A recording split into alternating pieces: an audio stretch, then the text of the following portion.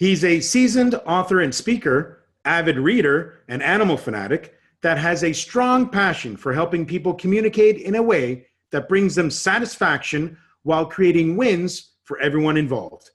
I'm delighted to welcome Bob Burg to Small Talk.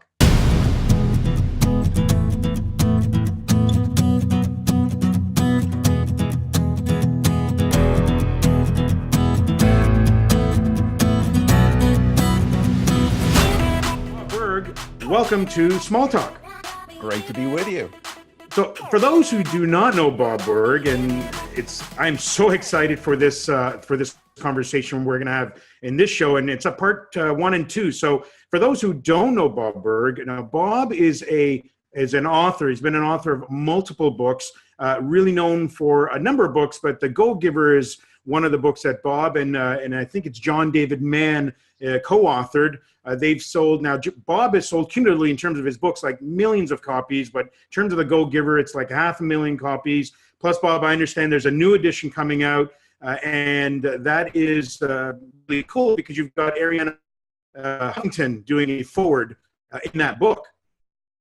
Yeah, that one's been out for a couple of years now, and she was kind enough to do that. We really appreciated that.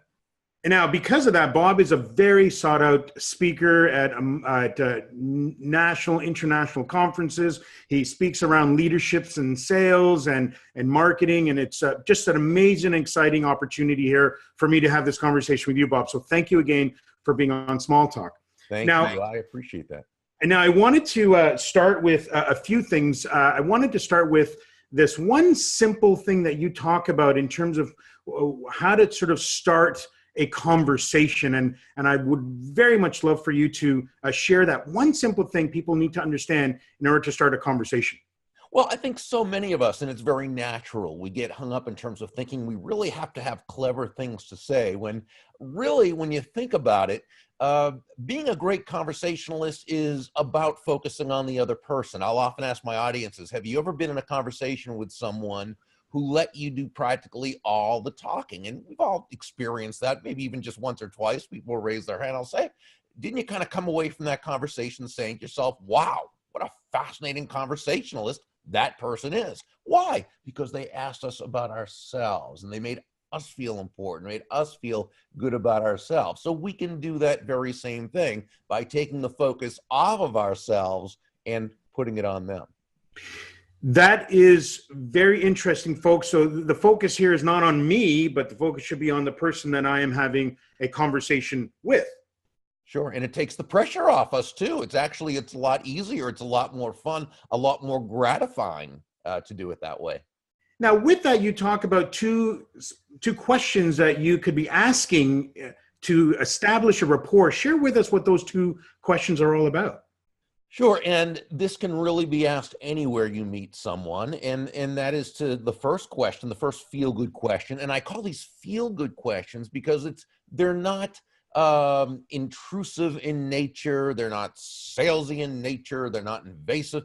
They just make a person feel good about themselves to be asked. And the first one might just be, how did you get started in the so-and-so business, whatever they do? Let's say this person, they sell copying machines. It doesn't really matter, but just to say, how did you get your start selling copying machines? Now, this is not a particularly slick question or clever question. In fact, it's pretty mundane, but people love answering it. Why? Because you've asked them about themselves. You've made them the star. You've given them the opportunity to share about them. And very few people ever ask that person to tell them their story.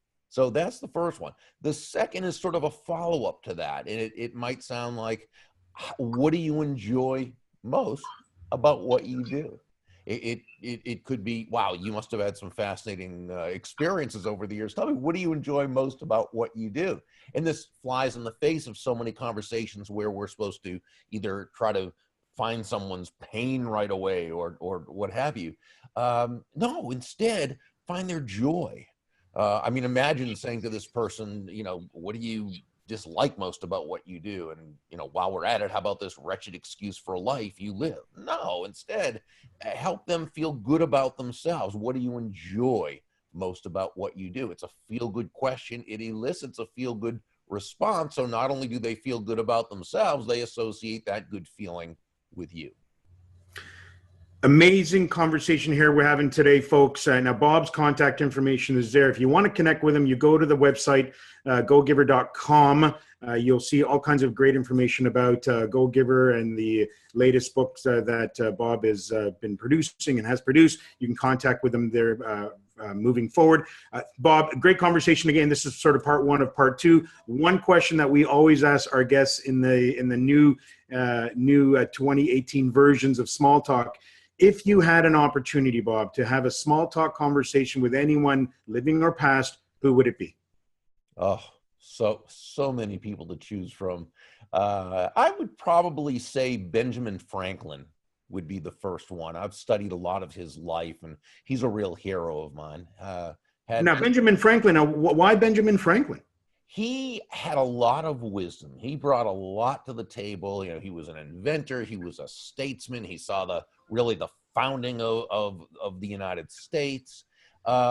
He also was someone who really took a lot of pains to improve himself, improve his character traits. When he was starting out and a young man, he realized he had some traits, some flaws that did not serve him, did not serve those around him. So he basically put himself on a self-improvement course, which I studied. And he has that in his book, The Autobiography.